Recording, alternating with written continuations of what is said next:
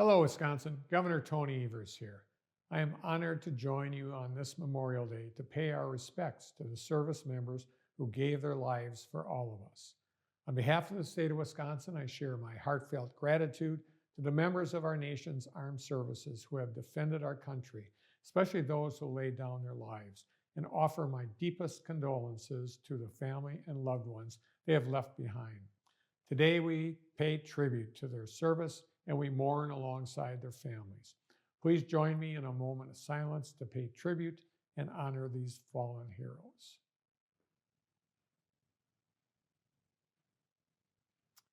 Thank you. As many of you know, our Memorial Day traditions began soon after the Civil War. In 1868, the Commander-in-Chief of the Grand Army of the Republic, General John A. Logan, ordered that the 30th of May be designated for the purpose of decorating the graves of those who died in battle.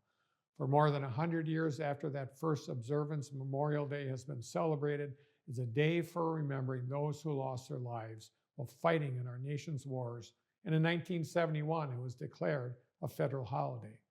Since that first observance, U.S. resolve has been put to the test through numerous conflicts. We owe so much to the countless heroes who have given their lives in our nation's wars.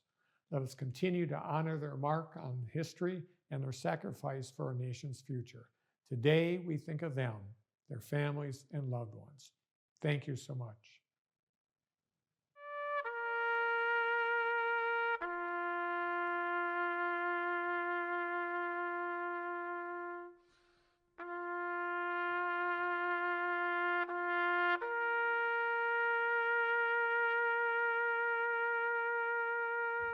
As the Secretary of the Wisconsin Department of Veterans Affairs, I have the great privilege of representing the 345,000 veterans across this state, as well as ensuring that we always remember and honor those who have gone on before us. Today, we recognize the United States service members, the men and women of our military who served our country, who made the ultimate sacrifice. While we are unable to gather in person at our state's veteran cemeteries on this most solemn national holiday, I am grateful for this opportunity to recognize and remember our heroes virtually. Our ceremonies are certainly different this year, but the meaning behind them remains the same. We still can honor and express our sincerest gratitude to the soldiers, sailors, airmen, Marines, and Coast Guardsmen who died in defense of our nation and our values.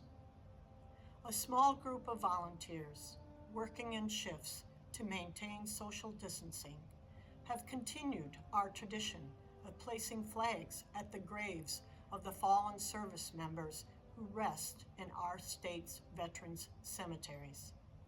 And we hope you too will honor them in your own way by displaying a flag or a candle in your home, by researching and making a plan to visit a memorial site once we are able to do so, and by reaching out with a phone call or a letter to someone who has lost a friend or family member during their loved one's military service.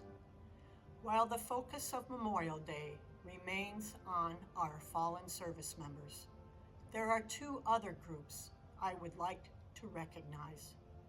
First, the Gold Star families, those who have lost a family member in service to our nation.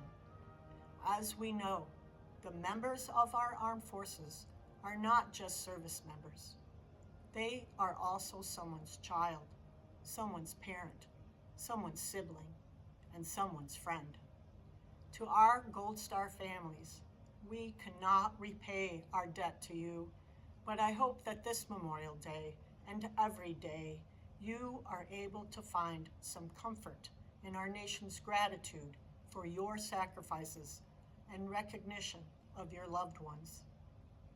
Finally, I would also like to take just a moment and recognize all those who have served our country or who are currently serving. We thank you for your commitment to our country and for your bravery and strength. Thank you for listening to this message. I hope you will continue to reflect on the sacrifice of our fallen military service members and their families today and in the future.